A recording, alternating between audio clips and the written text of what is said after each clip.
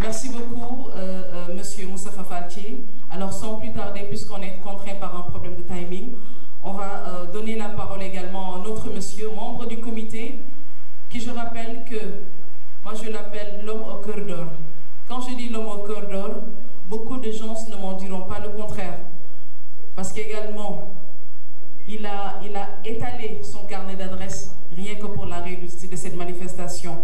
Lui aussi, il était à cheval entre la maison, le bureau de Moustapha Faltier, entre les rendez-vous, rien que pour la réussite de cette manifestation. Alors aujourd'hui, nous allons donner la parole à Monsieur le ministre, Monsieur Serigne Mbacké Ndiaye, qui je vous demande d'applaudir très très fort.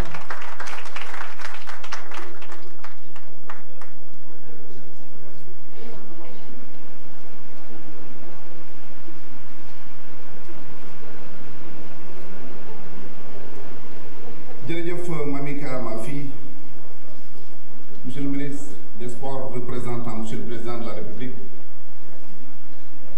mon cher grand frère Moustapha Thié, président du comité d'organisation et tous les autres membres mbokk yi fi teew yëpp ginnaaw bu ñu leen gërëmee au nom du comité et au nom du président Moustapha Fall Thié dafa doon baax rek ñu am tuuti lu ñu ci dolli ndax olof fi dañuy léeb ne lu yëgu doyal la ko yëgal ko ëpp doole xëy na dañu wax comité bi tudd Moustapha Fall tudd sama tur peut-être ak keneen ak keneen mais dafa am ñu nekk ci biir indi ko liggéey ko def ci loo nga xam ñun ñii ñu tudd defuñu ko ci kon ñu jàpp ne bis bu mel nii tey war nañu wax ki ñuy sargal di notre frère et ami Abdoulaye Diaw que ñi la doon jàppalekat ba lii xew tey ñii ci la ñu bokk c'est important.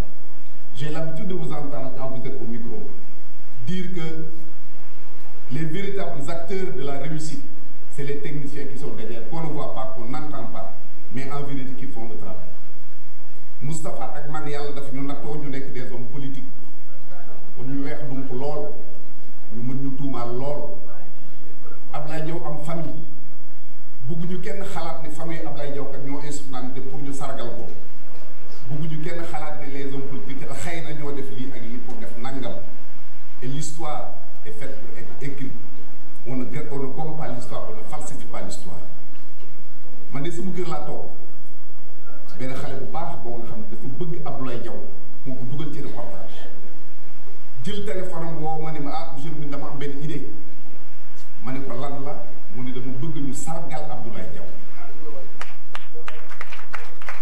li ma te loolu ñaari nit laa yaakaar ni su ngeen ci jàppee mu réussir man ko kan ak kan mu ne yow ak suma papa Moustapha Fall Thié man ko Thié c'est mon grand frère mi ngi di toog je l'ai dit devant tout le monde c'est la seule personne boobu dama koy wax ni foo nekk loo fa décidé wax ko ci sama tur même su ma neexul du ma ko dindi yow la woon ak sama mag tey man la ak yow donc cër boobu jox naa ko c'est dans ces conditions que nous avons réuni tout ce comité qu'il me plaît aujourd'hui de citer bokk nañ Moustapha Fall jógaluñu gis s'il te plaît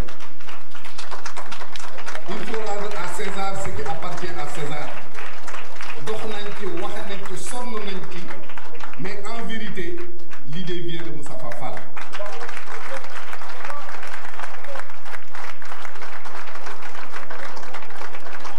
la première personne bi ma woo après bi ma woowee moom et après Moustapha Fall Thié c'est notre jeune frère et neveu Malal Diagne Junior. Je l'ai dit à Malal, je ne sais pas où est-ce qu'il est. Je lui dis que su ngeen ci jàppee yéen ñaar même ñun bu ñu tëddee nelaw ça va réussir et je pense que li ñu wax loolu moo am exactement. Nous vous remercions du fond du cœur. Nous avons également l'autre Abdoulaye Diaw ma nga ne la gis ngeen ko dafa mel ni sax bokkul ci organisation. Il a tout fait pour la réussite de l'événement dans les médias par ses finances et tout il a fait pour que l'événement bu mën a réussir. Nous avons Aziz Diagne qui est également parmi nous mi ngi nii taxaw. Le grand Kassirou Diallo yamul rek nekk un membre du comité il s'est sacrifié pour la réussite de cet événement-là. Momar Thioub vous le connaissez tous les jours il quittait Thiès pour venir participer à la manifestation. Lamine Mboup également présent. Ma fille à moi qui vient de me passer la parole.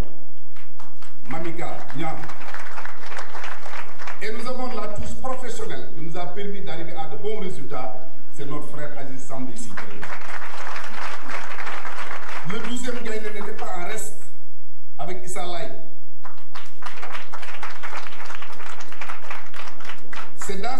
disposition, Mamika l'a rappelé tout à l'heure, que nous avons fait appel à la famille de Ablaye Diaw en disant Boudjoukoy Sargal, son frère est la as.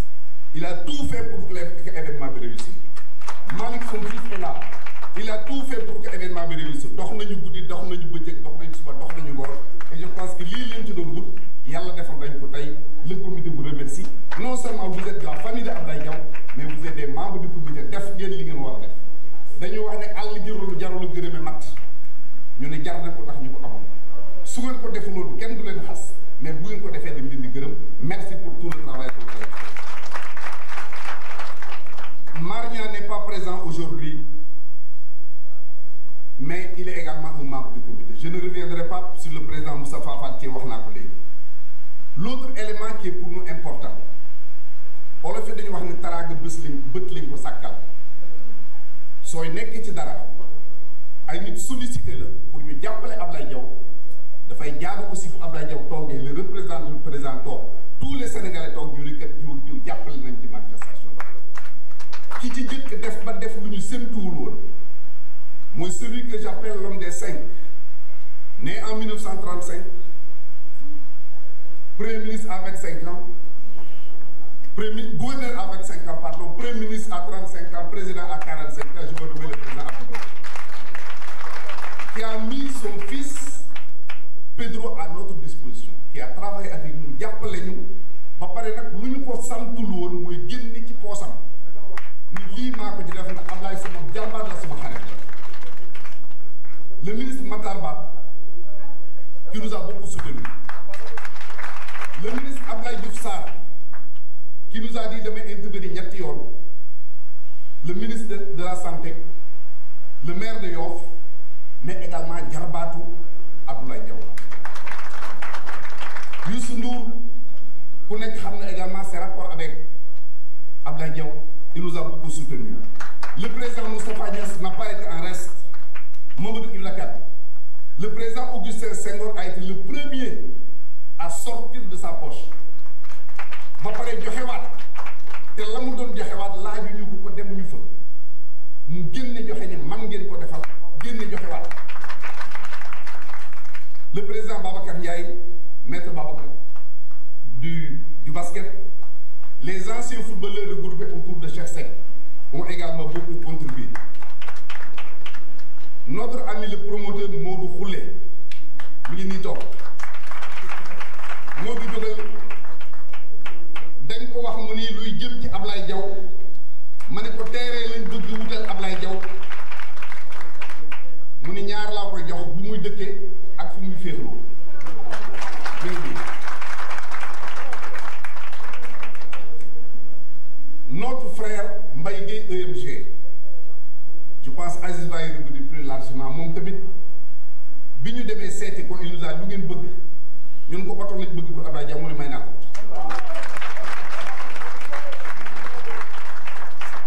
Le président Saër Seck, Mansour Faye, maire de Saint-Louis, les écrivains du Sénégal, Madi Touré, représenté ici je crois par Talla Fall.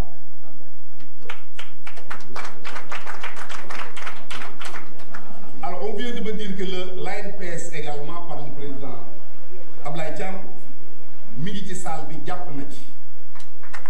Bu loolu jàllee leneen liñ ciy teg pour terminer mooy ni ko lu Sénégalais yu bëri yaakaare jàpp nañ ni le comité là bi def liggéey bi warul yem ci lii parce que dañu tàmm di sargal nit bu génnee àdduna di def témoignage baax na mais ñun dañu jàpp ni war nañu di mën di sargal nit également de son vivant. Donc nous avons décidé garder comité bi pérenniser ko élargir ko dugal ci ay compétences yoo xam chaque année mois de juillet nekk suñu mois xëy na yàlla danañu dimbali ñu mën a jël ay sénégalais offrir leen en exemple loolu jàpp nañ ni suñ ko defee njariñu Sénégal yi. Donc encore une fois du ñu yàgg ci kàddu gi foofu lañ koy yemale dellu si rek remercier waat encore une fois duñ ko remercier du doy le président Moustapha Fall Thié parce que bu ñu jëli initiative également Mamika wax na ko dootul loon di li mu ci def lépp sax bëggul ku ko wax son temps son argent son bureau oto essence tout daf ko def à notre disposition pour que l'événement soit une réussite. Donc encore une fois mbokk yi maa ngi leen di gërëm di leen sant di jégalu di yóbbante waat ma auprès du président Abdou Diouf, parrain de cet événement-là, xamal ko ni ko le comité est très satisfait de ce qu'il a fait. Def na ba def lu weesu li nga xamoon rek du sëkk ci moom encore une fois. Présentant le président Abdou Diouf, s'il vous plaît. Monsieur Majid Sène. Dellu leen seen place. Dellu leen. Bismillahi rahmani rahim. Allahumma salli ala sayyidina Muhammadin wa sallim. Mesdames et messieurs, Monsieur le ministre des Sports, Monsieur le ministre Serigne Mbacké Ndiaye, Monsieur Moustapha Fall Thié, coordinateur général de ce sargal, Monsieur, Mesdames les membres du comité, honorables invités, Mesdames, Messieurs, mon cher Abdoulaye. Je suis venu à cette cérémonie avec une double casquette. La première casquette est celle de représentant personnel de son Excellence M. Abdou Diouf, qui accorde à cette cérémonie une importance particulière. D'abord, en raison de la profonde et affectueuse estime qu'il nourrit à l'endroit d'Abdoulaye Diaw, et d'autre part, en raison de l'appréciation positive qu'il a de son métier de journaliste sportif. Le président Abdou Diouf garde en mémoire les grands reportages de Abdoulaye Diaw, surtout ceux de guerre 86, qui ont révélé au peuple sénégalais ses qualités intrinsèques de reporter intelligent, organisé, aguerri. Le président Abdou Diouf apprécie à leur juste valeur ses prises de position sur les questions sportives d'intérêt national et salue son nationalisme sans tache et son dévouement à toutes les causes qui honorent le sport sénégalais, voire africain et mondial. C'est la raison pour laquelle il a donné son accord dès qu'il a été sollicité pour être parmi les parrains de cette cérémonie d'hommage à un homme qui consacre sans ménagement aucun toute sa vie au service du sport et au service de la presse sportive de son pays. Le président Abdou Diouf souhaite un grand succès à cette cérémonie et adresse toutes ses chaleureuses félicitations aux organisateurs. Que ce soit au football, au basketball ou ailleurs en sport, Laye Diaw est preneur dans toutes ces disciplines car il a pris le temps de les aimer pour davantage les servir. Le président Diouf profite de cette heureuse occasion pour saluer toute la grande famille sportive qui a défendu et qui continue de le faire avec la manière, l'honneur et le prestige de notre pays. Le président Abdou Diouf se rappelle que Laye Diaw faisait partie de ceux qui, à l'époque, avaient souhaité et soutenu la visite du pape au Sénégal parce que fervent défenseur du dialogue islamo-chrétien. C'est dire que les actions de Laye Diaw ne se limitent pas seulement au sport, mais dans beaucoup de domaines où l'intérêt du Sénégal est en jeu. Pedro Diouf, le fils du président Diouf qui devait être avec nous cet après-midi, mais il se trouve qu'il est allé remplir une mission d'urgence quelque part. Mais à plusieurs reprises, pas plus tard qu'hier, il m'a appelé pour réitérer ses vœux de succès à cette cérémonie consacrée à un ténor du sport sportif. Le témoignage du président Abdou Diouf vaut son pesant d'or, car Abdou Diouf est un homme de nuances, de grande générosité, un homme de conviction majeure qui dit ce qu'il fait et qui fait ce qu'il dit, pour reprendre les propos du Premier ministre Feu Habib Thiam. Cela dit, mesdames et messieurs, permettez-moi ensuite de décliner la deuxième casquette. J'ai découvert Abdoulaye Diaw il y a quelques décennies au cours d'un match de football ayant opposé la Saint-Louisienne à l'Espoir de la même ville. C'était un match de coupe, joué en nocturne au stade d'Emba Diop. Ce soir-là, Laye Diaw avait revêtu le maillot de la Saint-Louisienne.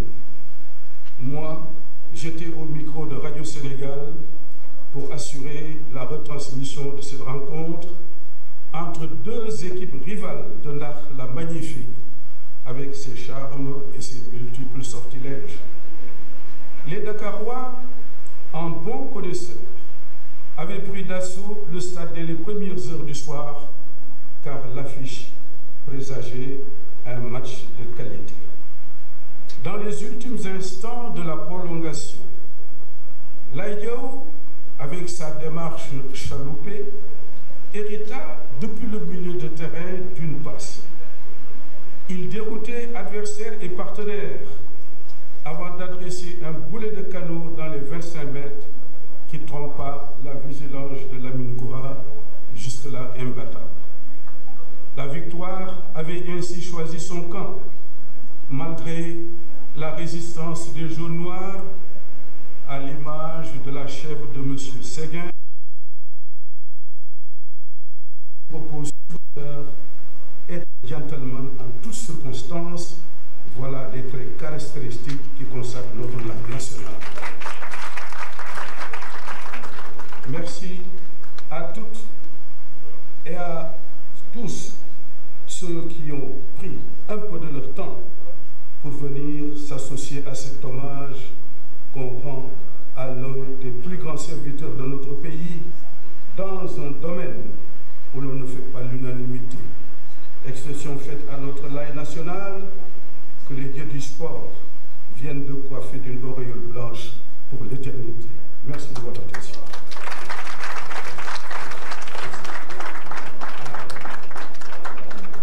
Monsieur Majid Sen va recevoir les cadeaux de Monsieur Laye Diaw. S'il vous plaît, on l'applaudit très fort.